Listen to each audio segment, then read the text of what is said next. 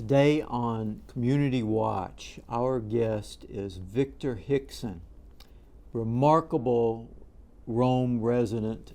You'll love hearing from him, but especially about Freemantown, which is a story you definitely want to hear. So stay with us. Community Watch starts now.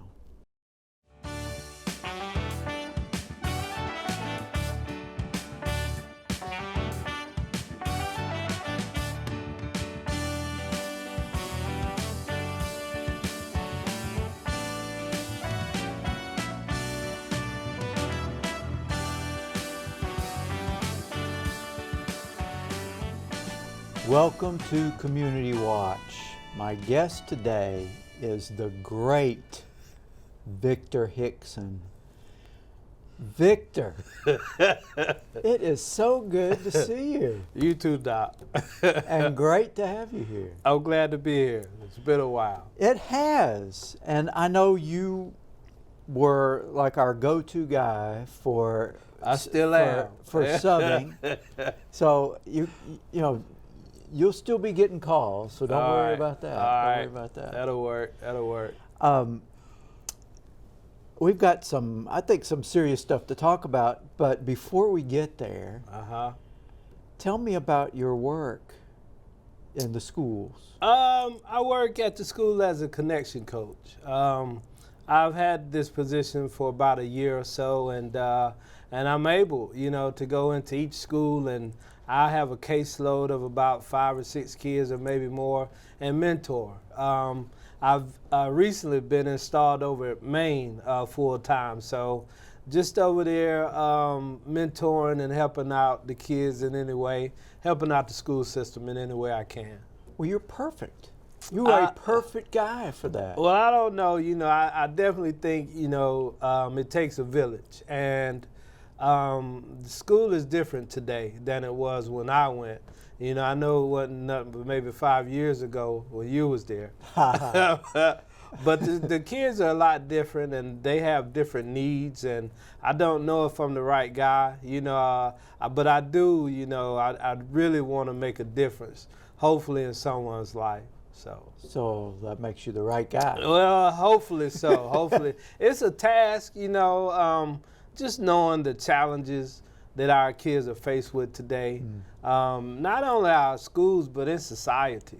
It's just so much that they're dealing with. And you have to be able to relate to them. You have to be able to know what they're going through in order to understand some of those challenges. So, and I just try to relate to them on their level and let them know I understand where they're coming from, what they have to endure, and also the challenges that they will continue to face, and I think that's important. And like I say, each school system, and this is nationwide, it's an all hands on deck type of thing, and I say the school, but in society as well, and I think now is the time for everybody to kind of come together and rally around the kids to make sure that they're successful. So I just want to really do my part, Had a good mom and dad, and had a good, set of teachers who taught me.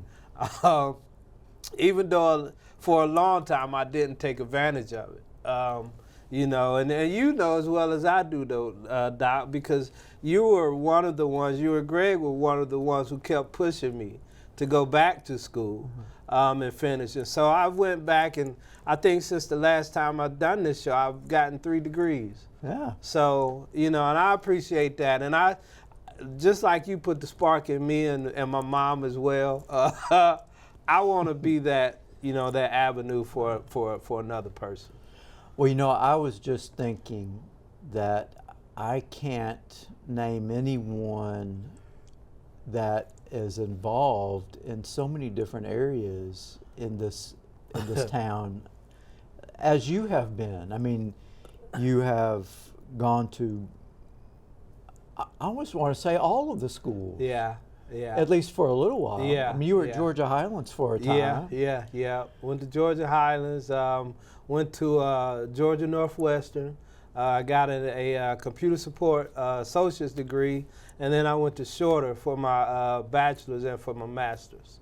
And you're right. I outside of the county schools, I've been able to go into each elementary school, the middle school and high school, working and mentoring, and so I never thought about it like that. You know, and I just moved, Doc. You do know, move. I mean, you have been a businessman. I mean, just in the time that I've known you. Yeah. You've been a businessman. You have been an actor. Yeah. A pretty great actor Yeah. too. Yeah. Well, thank you. And now you're in the schools. Yeah. And so, I mean, I commend you. Yeah. But I mean, if anybody, I mean, you were the person to talk about this area. Yeah. I like to say, I just move wherever God tells me to go. I go, and I have been blessed. A lot of the things that I've done have really came, with an effort, but it don't seem like it because it's been in fun and joy. Yeah. And I think I shared this story with you before, but when I moved back to Rome, I saw a lot of the things that Rome were lacking, as far as entertainment, as far as, education, as far as doing things for our kids. And I just tried to fill those gaps. A lot of time you can wait on, the city or the government to do whatever they're going to do.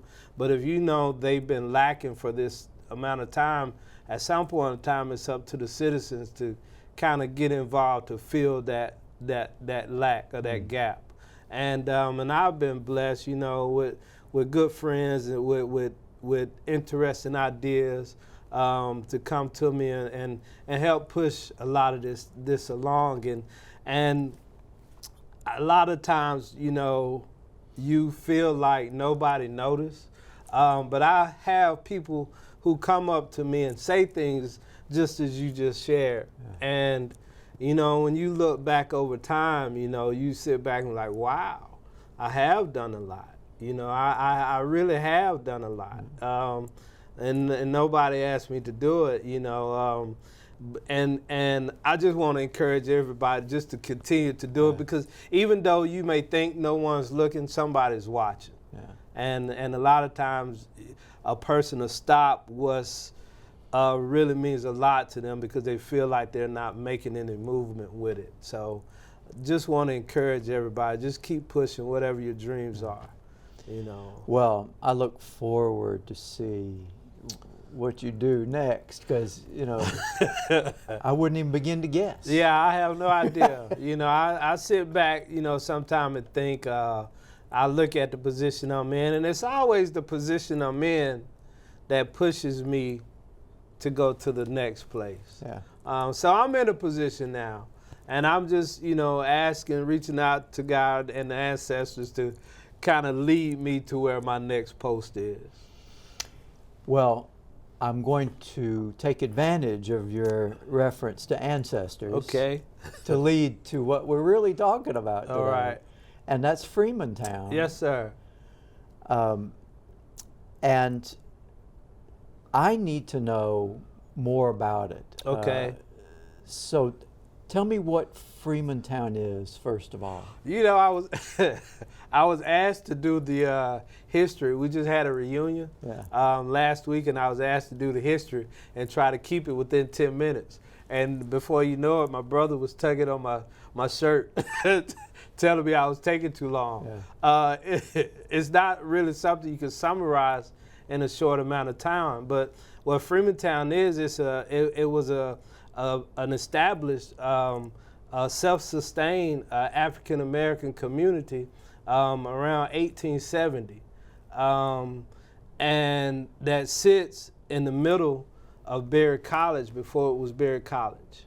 And it gained the name Freemantown because of a guy who would be my great uncle, Thomas Freeman, who fought with the 44th Infantry, the colored infantry, which was unheard of at that time. And he got a severance pay from the Army of like $100 or something, and he and his brothers, they grouped their money together and purchased over 600 acres of land, and in turn they established a self-sustained community called Freemantown, and there were 5 different families that encompassed that area that worked the land, you know, to where they were self-sustained. So yeah. Well, no, that's a good place to stop for a moment. All right, so your great my uncle? great uncle, my grandfather was Meade Freeman, and my great grandfather was Meade Freeman, and his son, he had 9 kids, I believe, but Thomas Freeman would be my uncle. He had a sister, Emma Freeman, who married Ambrose Johnson, who had Joel Johnson, and in turn had my grandmother Helen. So yeah, I'm just impressed you have a handle on all yeah, that. But sometimes I misspeak, oh, well. but just to be able to know, you know, my heritage that runs back as far as the early or late 1700s. I mean, that's an honor within itself. Mm-hmm. And you know, when I think back to all the things that you just named that I have accomplished, and think about what African Americans were able to accomplish, this particular set of African Americans were able to accomplish 5 years out of the Civil War. Right. You know, that's amazing to me. You know, you're talking 7 years after the Emancipation Proclamation. And for them to gain or have enough drive to purchase over 600 acres of land and establish a community, you know, that's ingenuity within itself. So it was 5 families? It was 5 families: the Freemans, the Freemans, the Sanfords, the Rogers, the Jones, the Sheldons, and the Montgomerys. So, that's more than 5. Well, the Freemans is Freeman's family, and they broke it down into 5 different families. I see. Yes, sir. And the money to buy the property came from money they earned in the war? Yes, the majority of the money, and I think in '66 Congress had passed an act to where the soldiers, white and the black soldiers, would get paid for their fighting, and they retroed it back to the beginning of that year. And with that, I think Thomas Freeman was paid like $121, and it would be in you know, a few years later that he would purchase the land from a G.B. Gentry. And all of this information is on freemantown.org. Mm. You know, it's a lot to try to squeeze in, and I get excited about it. It gives me goosebumps thinking about it, Doc. And it's parts, you know, I don't really want to leave out, but I think everybody should kind of go and research it themselves, because it's you know, you watch the movie Glory with the 54th Infantry. There was a General Stearns from the who created the 54th in Massachusetts. Well, he also created the 44th in Chattanooga, which was housed in Rome, Georgia during the summer of 65. And you know, so when I think about my great uncle and my ancestors, you know, we've heard stories of Harriet Tubman, Sir Joanna True, John Brown, and all these other abolitionists. And just to think that, I mean, it's a possibility, you know, that they were walking shoulder to shoulder with these guys. Yeah. You know? I mean, that's just an amazing story. And even if you think about Berry College, because I think Martha Berry established her school around that same time. And if you think about the influences that have came through Berry College, like Roosevelt, Henry Ford, and with a self-sustained community, African-American community with the same prestige, I'm sure, you know, there was one of the major abolitionists to come through, you know, and you know, and the thing about it is, all of this information is still being uncovered, you know, and That's one of the exciting and disappointing things about it. Hold that thought, Victor. We got to take a break. All right. Stay with us. A lot more conversation with my guest right after this.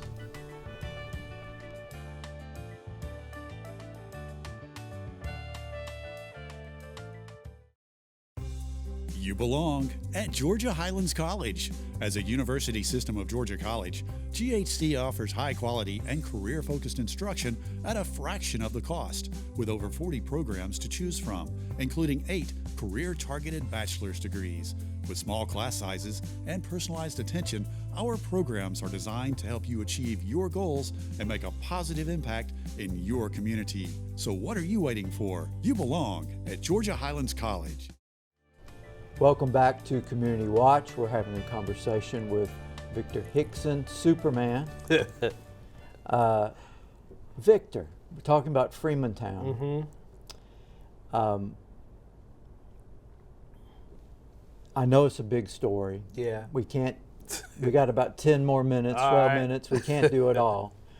But maybe we'll get people interested enough in it to seek out. Right. So you mentioned a website. Right. What's that address again? Freemantown.org. Freemantown.org. All one word. All right. And I also noticed that there's some of you on YouTube doing interviews. Yes. Right, so that's another place. Yes. We did an interview with Mr. Addison over at Berry College last week. So, I mean, you can just Google any information about Freemantown, either Meade Freeman or Thomas Freeman, and it'll pull up, all the information that we know. And like I say, it's interesting on how we even found out about it. Well, see, now there's my question. Yeah, so. How did you find out about it? Well, I personally, I had a great uncle, Mr. Major, who lived out in our merchant. Mr. Major was an elderly man. He was like 90, 94, 95 years old when he died. And he was a great guy, a guy that you just looked up to, very independent. And my mom would go and get him and bring him into town to do his business or whatever. He had to go to the bank or to the doctor. And every time we would ride by, he would say, "Good old Freemantown," every time we rode by Berry College. And I wouldn't know what he was talking about. But I got a cousin who is in Detroit, and her grandfather and grandmother, they would talk about Freemantown a lot. They would talk about how pretty the red dirt looked like gold, and she was just, interested in trying to find this place. And she would Google Freemantown, and one day she discovered its ties to Berry College. And I think Berry was reaching out because there's a cemetery there. There's a Freemantown cemetery that's still there. And they were reaching out wanting to find any descendants of Freemantown. And so that's how we kind of hooked up. So where on the Berry campus did it exist? It would exist around the Windshape camp. Yeah. There's a marker there. If you going down, what is that, 6 Mile Road? To the right, behind, there's a Freemantown barn where they keep the horses and stuff. The cemetery, and that was like the center of it. But it ran out to Alto Mountain and Lavender Mountain. It encompasses, there were several families out there, the Benton family, the area of Possum Trot, all of that area, those were like black communities that were encompassed in the Freemantown district. So it was a vast majority. I know Berry is up to like 27,000 acres or something like that, but Freemantown sat like right in the middle of it, right in the hub of it. So what happened to Freemantown? Well, the story goes, after the war, Thomas, he was captured in Dalton by the Confederate Army, and a lot of the white soldiers they bartered their freedom for their release for the African American soldiers, and so a lot of those soldiers, they were put back in enslavement. A lot of them were killed. Thomas ended up in Griffin, Georgia somewhere, but when he was found, he was real sick. Had a bout with the measles and other ailments that they were under. And eventually the men started dying off. The story goes the men started dying off. And some of the parcels were sold. It hadn't been really concrete, as to the final sale or the final passage of each land. But the story goes the last family moved out in 1923. So you have Freemantown from 1870 to 1923. And the story goes, that they moved out in the middle of the night and everything was burned. So I don't, know the whole story, and a lot of that is still being uncovered, but I do know African Americans had it hard and through that period. They referenced the periods from after the Civil War, 1970 to 1926 as the lynching period, particularly from Rome and Atlanta. So the information that we got, a lot of some of the parcels have been sold to Berry because she was expanding her school at that time. So that's the information that we got, Doc. But I think the most important part, we all know history. We know that there was some terrible things done. I think that the major part, whatever I get out of this story, is just to know, that my family, particularly my grandfather, was instrumental in establishing a whole town during a period where African Americans were 5 years out of slavery. And to know that we live in a society today that people are struggling, black and white, are struggling just to get a decent apartment. You know what I mean? Or buy a car. So that's empowering. It really is. And we had a family reunion last week, and to see faces cut from the same cloth who you never met before, or on the flip side, seeing people you've been knowing your whole life and did not know you were related. It's exciting, and it's an exciting story. We hear about these tales all the time, but to know that that's something that sits in your backyard, I think that's a major deal.